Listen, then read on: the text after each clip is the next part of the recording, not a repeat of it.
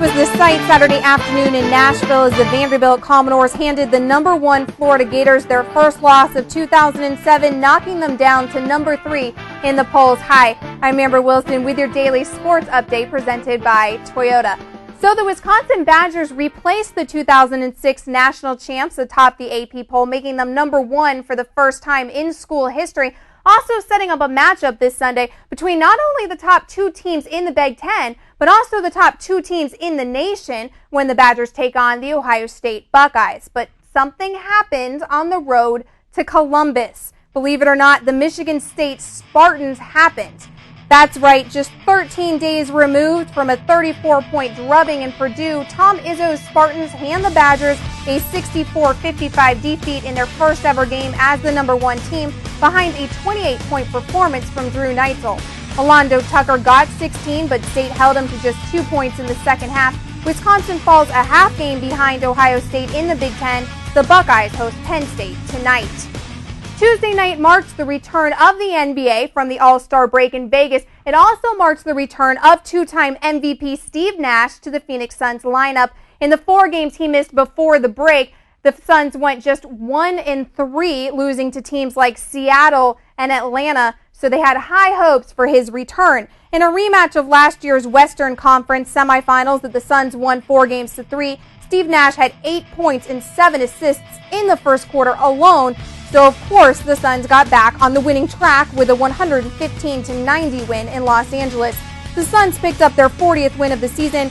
Corey Maggette had 19 points as part of the starting lineup. Pretty interesting with the trade deadline coming up on Thursday. Nash wasn't the only guard to return last night, though. Allen Iverson also returned after missing 8 of the last 9 games with a bad ankle. He didn't do quite as hot, though. He only scored 9 points in a blowout loss to the Spurs. And Michael Redd returned after missing 20 games with a sprained knee, but the Bucks lost to the Pistons 84-83. And speaking of Bucks, no team in Major League Baseball spends more bucks than the New York Yankees, and no player gets more of those bucks than their third baseman, Alex Rodriguez. But money can't buy you everything, and apparently it can't even buy you friendship. Much has been made about the rocky relationship between A-Rod and Captain Derek Jeter.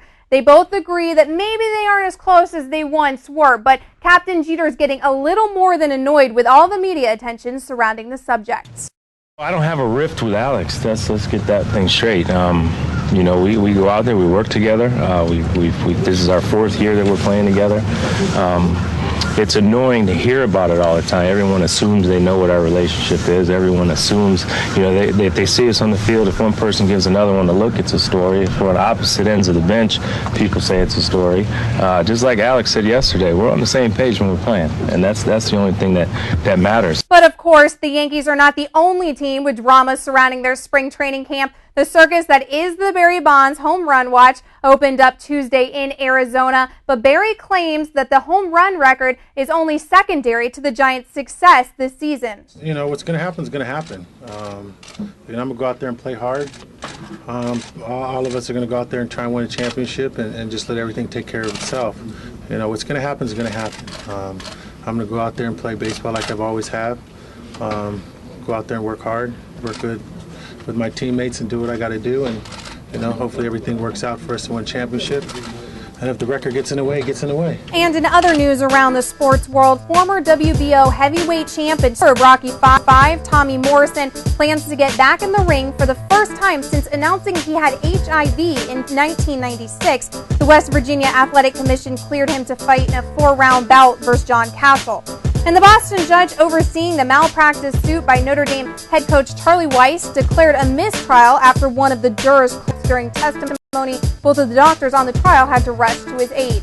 And the Cubs starter Carlos Zambrano and the Chicago Cubs agreed to a 1-year deal for $12.4 million after Zambrano changed his mind about not playing until he had a long-term deal. That'll do it for the Daily Sports Update presented by Toyota. I am Amber Wilson. Now keep your mouse clicking right here on CBS Sportsline for everything you need to know about sports. Now stop, refresh, rewatch for anything you might have missed.